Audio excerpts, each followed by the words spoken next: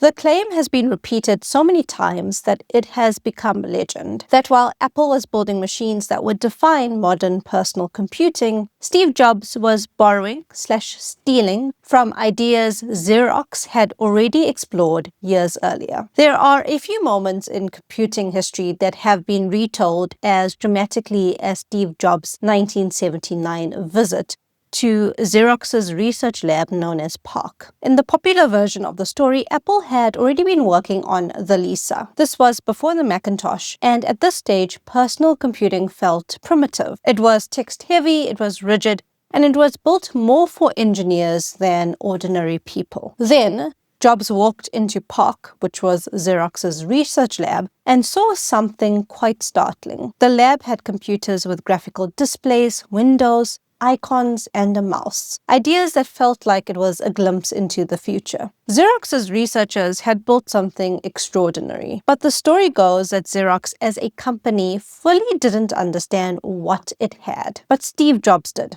And after that visit, Apple pushed hard in this direction, helping set the stage for the Apple Lisa, and later the insanely famous Macintosh, which most would say really defined Apple. So, is the story actually true? What did Steve Jobs really see at Xerox? And did Apple really steal the idea of the modern personal computer?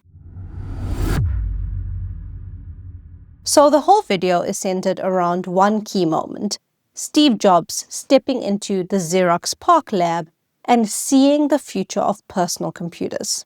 And to understand why that moment mattered, you have to go back before Apple. In 1970, Xerox created the lab PARC to build what it called the office of the future. The lab had freedom, it had the distance from the headquarters, and a culture that rewarded ambitious projects and experiments. But even Xerox's PARC didn't invent interactive computing from nothing. In 1968, Douglas Engelbart's famous demo, which was known as the mother of all demos, had already shown the world a mouse, multiple windows, and real-time editing. It also included some networked collaboration. PARC's breakthrough was actually taking all of those ideas off of the demo stage and turning them into some daily working environment. So actually producing something that researchers, engineers, and even office staff could use on a daily basis. So the machine itself was called Alto. Xerox PARC designed it in early 1973 as an experiment in personal computing. And that's an important phrase, personal computing, because at the time computers were only in labs, large offices, warehouses, and the computer didn't belong to you. It belonged to a few other users and you had to share it. So along came Alto, and Alto was built around one person, one screen, one mouse, one disk. A standard Alto came with a raster display, a 3-button mouse, local disk storage, and Ethernet networking. And the biggest hidden breakthrough was the screen itself. The screen was bitmapped, so it was a digital picture made up of a grid of tiny squares that are colored, known as pixels. And the computer could draw anything as dots. It could draw letters, numbers, pictures, menus, pages. And that is what made graphical computing possible. Suddenly, the computer could stop talking in lines of typed commands and start actually showing you something visual, like a visual workspace. By the summer of 1979, 1,000 Altos were sold,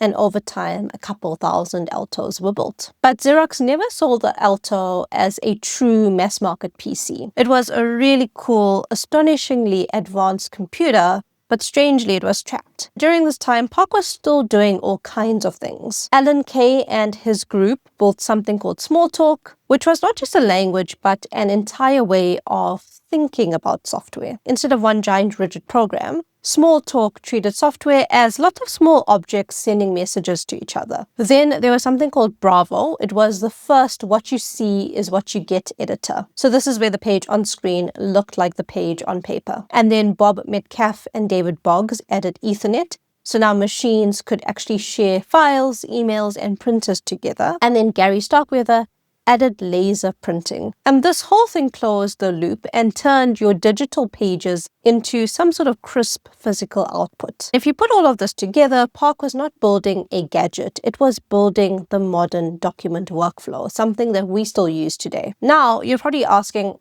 Well, surely Xerox tried to sell this. Xerox did commercialize some of this. In 1981, it marketed the Star 8010. So this system had icons, folders, mailboxes, servers, emails. It had a mouse.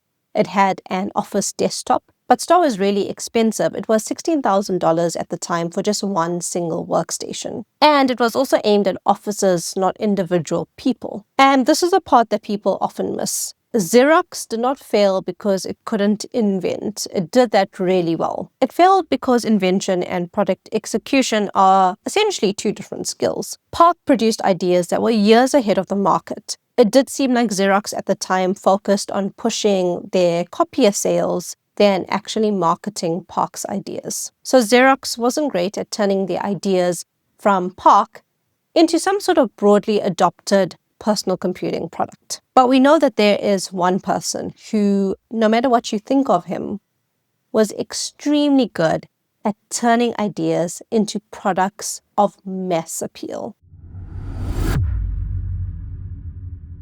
It was 1979 and Xerox had bought a small stake in Apple. So Xerox invited the Apple engineers and Steve Jobs to visit PARC. And Jobs later described the experience in striking terms. He said that PARC had three huge ideas working there already: graphical user interfaces, object-oriented computing, and networking. And he admitted that he was so dazzled by the graphical user interface, the GUI, that he barely focused on the other two.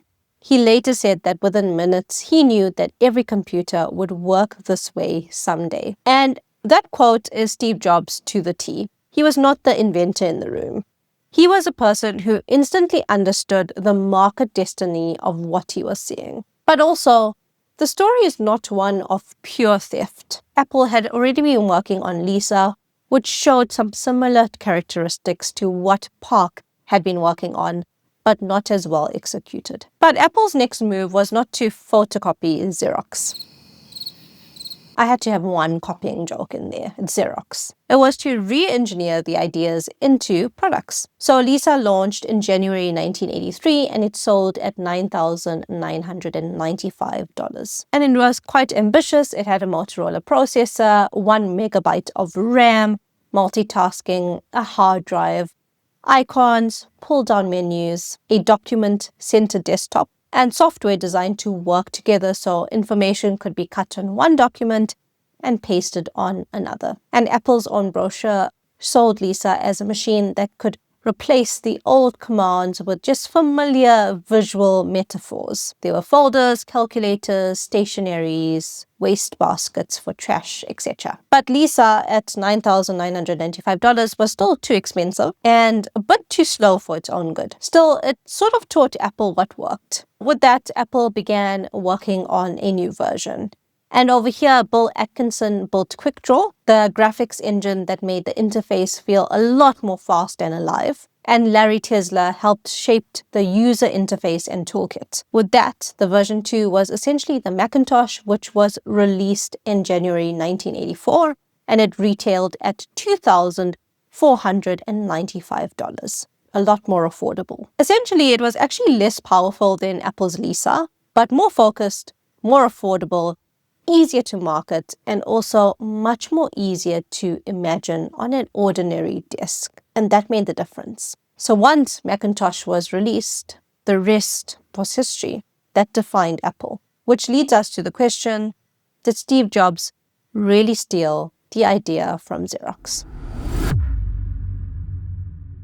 So did Steve Jobs steal the idea from Xerox? I think he definitely did, but that's not quite the same as saying Apple just walked into Xerox's PARC lab, grabbed the modern personal computer, took it and shipped it off. The real story is actually a lot more interesting than that. Apple did borrow heavily from ideas demonstrated at PARC. That much is obvious. Jobs himself spoke about being overwhelmed at what he saw there, especially that graphical user interface. But historians who have gone back in time pointed out that Apple had already been making progress in exploring bitmap displays, graphics, and more user-friendly interfaces before that famous visit even happened. So the PARC visit was hugely important, but it wasn't this magical moment where Apple went from nothing to everything overnight. But of course, once Apple's Macintosh started gaining some traction, the lawsuits followed. Around this time, we did have some competition with Apple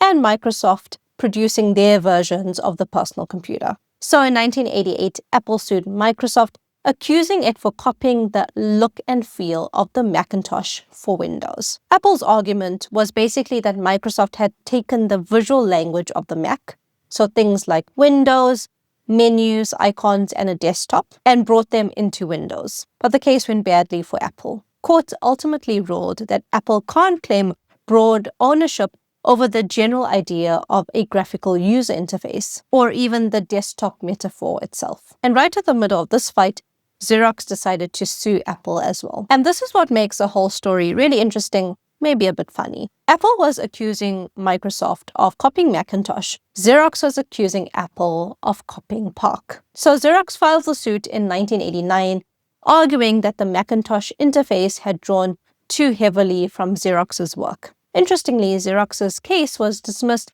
because it had waited too long to file the lawsuit, and the court didn't actually end up making Xerox the legal owner of the GUI evolution. So legally, nobody actually won ownership of the general desktop in a way that people imagine. But also, this tells you something really important about the history of computing. These ideas were not born in one single moment by one single person in one single company. They evolved. Engelbart demonstrated major pieces of this work in his demo in 1968. Should he be credited with the work? PARC then took some of these ideas and developed them into an extraordinary working environment in the 1970s. So it could also be them. But then Apple turned them into products that your ordinary people actually wanted. And finally, Microsoft helped push these ideas into hundreds of millions of desks across the world. Everyone had an important role to play in the history of personal computing, but I don't think anyone is the rightful owner of it. Now, what about Jobs? Did he actually ever admit to his theft? Not in a simple, yes, I stole it, but he absolutely acknowledged how important PARC was. So the famous version of the story is that he immediately understood the significance of what Xerox had built. And there was a key distinction in the story. Jobs was not the original inventor of this, but he was the person who recognized this with maybe some unusual clarity, that this was not just research, this could actually be the future of computing. And then there was Bill Gates. Now, Gates was later asked about this long-running accusation that Microsoft had copied Apple. His answer was interesting and honest. He basically said that both of them benefited from Xerox PARC. In fact, nearly a decade ago, he was asked this question on Reddit. Someone asked, "Did you copy from Steve Jobs, or did Steve Jobs copy from you?" And he responded with, "The main copying that went on relative to Steve and me is that we both benefited from the work that Xerox PARC did in creating the graphical interface. It wasn't just them, but they did the best work. Steve hired Bob Belleville, I hired Charles Simoni. We didn't violate any IP rights Xerox had, but their work showed the way that led to the Mac and Windows." And honestly, Bill Gates may be a controversial individual at the moment, but that is a fair way to see it. Jobs did not invent the modern graphical computer from scratch. Bill Gates didn't either. Xerox PARC did not invent every piece of it from scratch either, so we can't credit them with the invention. But what PARC built was a breathtaking prototype of the future, and Apple made that future legible, marketable, and also desirable. People wanted that. And then Microsoft just standardized that future across the rest of the industry, across the rest of the world. And honestly, I don't think that Steve Jobs or Bill Gates did anything wrong.